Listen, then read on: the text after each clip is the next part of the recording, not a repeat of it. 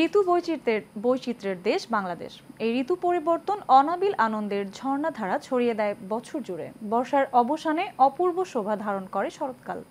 আর শরৎকালের কাশফুলের অপরূপ সৌন্দর্য পুলকিত করে না এমন মানুষ খুঁজে পাওয়া দেয়।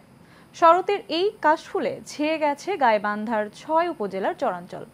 গাইবান্ধা স্টাফ রিপোর্টার সাইফুল ইসলাম সাগরের প্রতিবেদন, জানাচ্ছেন রাশেদ আকন।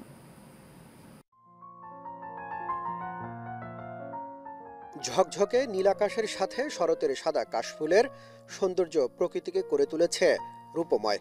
নীলাকাশে সাদা মেঘের ভেলা আর নদীর তীরে সাদা কাশফুল যেন ফুটিয়ে তুলেছে শরতের সৌন্দর্য। গাইবান্ধার তিস্তা, যমুনা, ব্রহ্মপুত্র, করতোয়া নদীর চরাঞ্চল ছেয়ে গেছে সাদা কাশফুলে। নদীর চরগুলো ঢেকে গেছে ফুলের আস্তরে।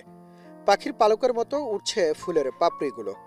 শরতের কাশফুলের ছোঁয়া নিতে চরাঞ্চলগুলোতে তাই নেমেছে প্রকৃতিপ্রেমী মানুষের ঢল।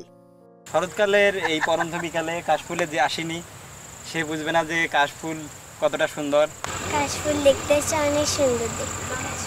আমি আমার ননদদের বাচ্চাদেরকে সবাইকে নিয়ে আসছি। শরতে কাশফুল এবারই একবারই ফোটে, তো এবার দেখতে আসছি। ফেসবুকে ইদানিং অনেক পোস্ট দেখতেছিলাম, এই কাশফুল নিয়ে কখনো আসা হয়নি।